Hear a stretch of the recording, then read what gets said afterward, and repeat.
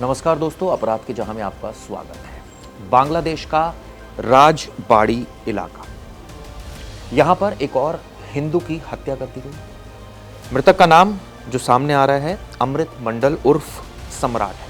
ये कहा जा रहा है 29 साल का है। बुधवार देर रात की घटना है जब वो ये आरोप लगा रही है बांग्लादेश पुलिस कि जबरन वसूली के लिए गया था। वहां मौजूद कुछ लोगों ने उसकी पिटाई की और इतनी बेरहमी से पीटा कि उसकी मौत हो गई। यह भी कहा जा रहा है कि उसके ऊपर हत्या का भी एक मुकदमा था।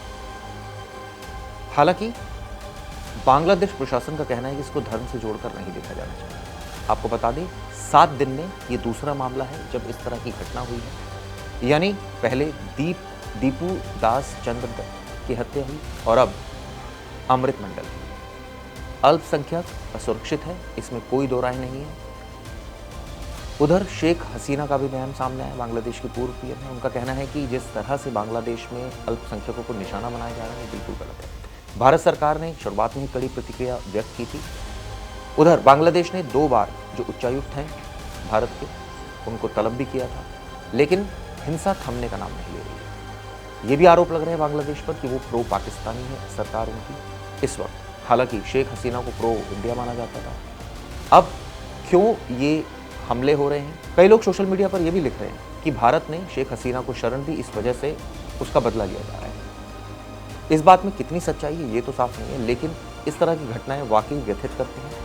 आपको बता दें, लगातार पहले हादी की हत्या हुई और उसके बाद दीपू दास चंद्र की हत्या हुई और उसके बाद अब अमृत मंडल की हत्या हुई। इसको लेकर कई सवाल खड़े कर गए। आपको बता दें, जो अमृत को लेकर पुलिस ने डिटेल दी है वो क्या है।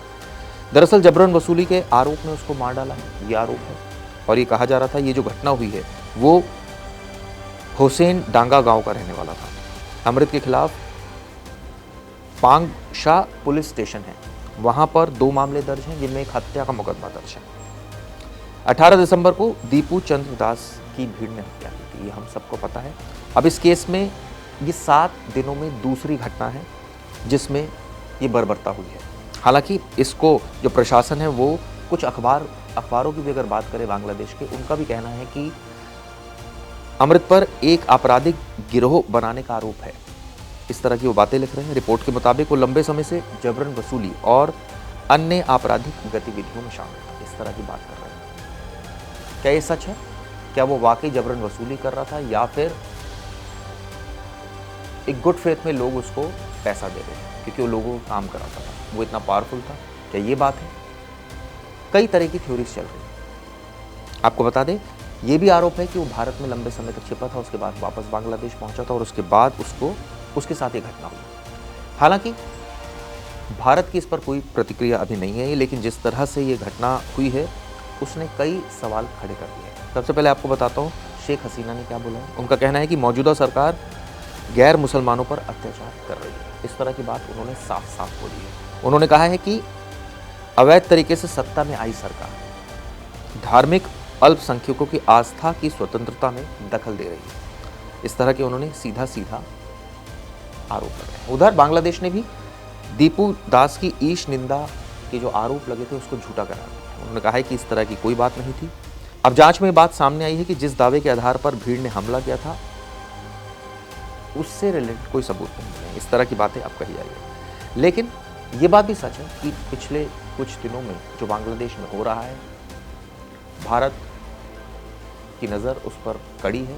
भारत सरकार उसको काफ़ी सीरियसली ले रही है। यही वजह है कि वो इसका विरोध भी कर रही है और यथोचित कार्रवाई भी कर रही है। लेकिन बांग्लादेश में ये हिंसा थमने का नाम नहीं ले रही है। ऐसे में वहाँ की सरकार पर गंभीर सवाल है, पुलिस पर गंभीर सवाल है कि वो इस हिंसा को रोके ताकि वहाँ मानवता का हनन ना हो, अत्याचार ना हो, इस तरह की घटनाएं सामने ना आए। खैर, आप लोगों का इस पर दोस्तों क्या व्यू पॉइंट है?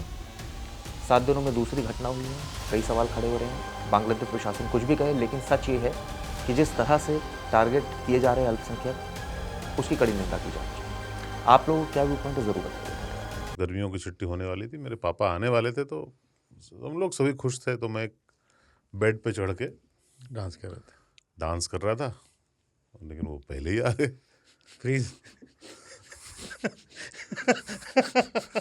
तो मैं उस समय तो कंटिन्यू नहीं कर सकता था ना, तो फ्रीज फ्रेम टाइप का हो गया। कसम पैदा कर